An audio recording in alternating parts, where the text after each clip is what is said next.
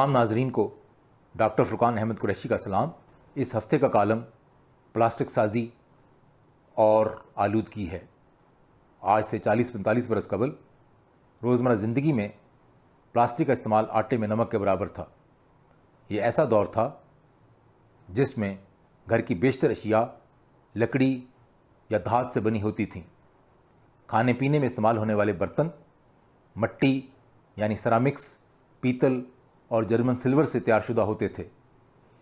جیسے جیسے وقت گزرتا گیا، گھریلو استعمال میں ہونے والے پلاسٹک کی مصنوعات میں اضافہ ہوتا گیا۔ پلاسٹک نے غیر محسوس انداز میں لکڑی اور دھات کی جگہ لے لی۔ گھر کی چھوٹی سے چھوٹی شے، چمچ سے لے کر بڑی سے بڑی اشیاء، دروازے، کھڑکیاں اور حتیٰ کہ فرنیچر تک پلاسٹک سے تیار ہونے لگا۔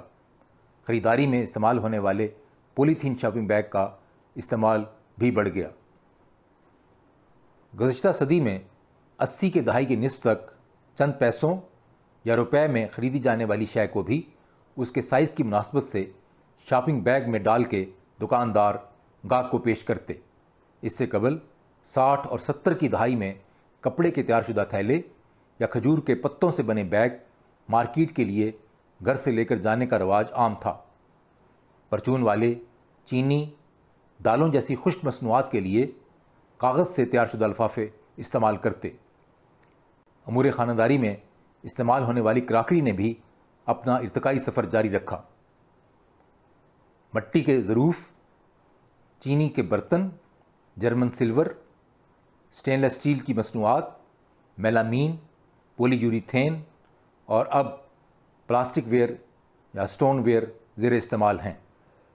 دنیا میں پہلا پلاسٹک ایک انگریز سائنسدان لیو بیکلینڈ نے 1909 میں تیار کیا تھا، جسے سائنسدان کے نام بطور وجہ پہچان بیکلائٹ کہا گیا۔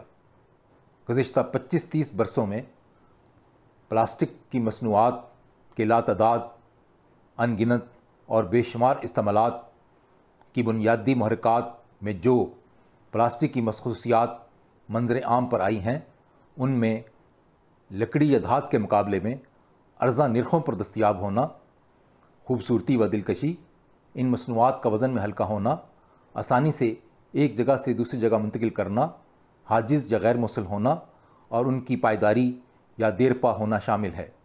ان سب سے بڑھ کر پلاسٹک مصنوعات کے 4 حوالوں یعنی قیمت، رنگ، کوالٹی اور ڈیزائن کے اعتبار سے ورائٹی میں دستیابی اولین خوبی شمار ہوتی ہے۔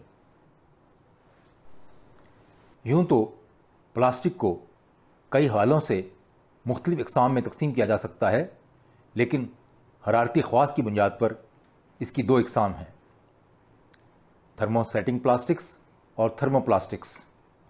کیمیا کی روح سے تمام طرح کے پلاسٹک بنیادی طور پر پولیمر ہوتے ہیں۔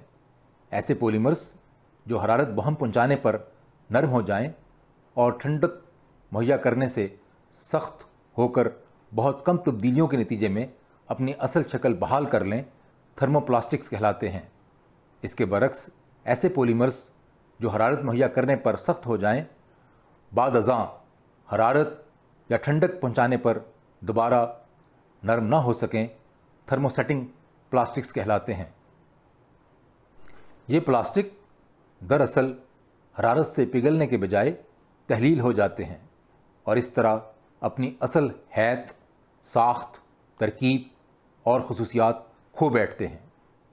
یوں وہ دوبارہ اپنی اصل حالت میں لوٹائے نہیں جا سکتے۔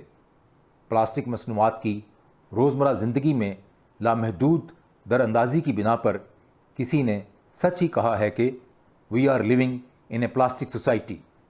جدید سائنسی تحقیق کے نتیجے میں جو مشاہدات اور نتائج منظر عام پر آئے ہیں، ان میں بالخصوص کھانے پینے سے متعلق پلاسٹک کے برتن یا کراکری کو صحت کے لیے مضر قرار دیا گیا ہے۔ خاص طور پر گرم کھانوں کا پلاسٹک کے ساتھ تعامل کرنے کا غالب امکان ہوتا ہے، جو کہ کینسر جیسے مہلک امراض کا سبب بن سکتا ہے۔ یہی وجہ ہے کہ اب گرم کھانا پیش کرنے کے لیے چینی کے برتن، چائنا ویئر یا سٹون ویئر کا استعمال پھر سے رواج پانے لگا ہے۔ خریداری کے دوران استعمال ہونے والے پولیتھین شاپنگ بیگ جو مارکیٹ میں ہر چھوٹے بڑے سائز میں دستیاب اور بکثرت زیر استعمال تھے، ان پر بھی پابندی عائد ہو چکی ہے، جن پر صرف شاپنگ مالز اور کمرشل سٹورز عمل درآمد کر رہے ہیں۔ گویا اس پابندی کا جزوی اطلاق عمل میں آیا ہے۔ ان پولیتھین شاپنگ بیگ پر پابندی کی بنیادی وجہ ان کی ری سائیکلنگ نہ ہونے سے ماحولیاتی آلودگی کا سبب بننا ہے۔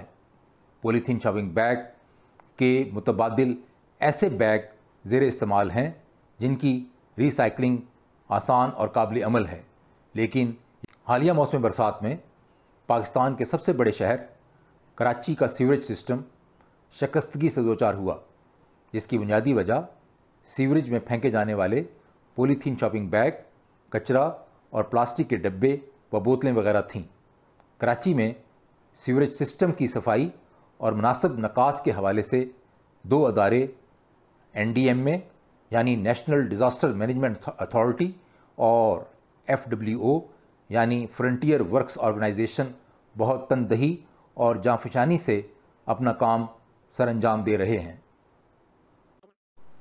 اس سے قبل ہم نے کالم بارش کی تباہ کاریاں میں کراچی کے سیوریج کی عدم نکاسی کا تذکرہ کیا تھا۔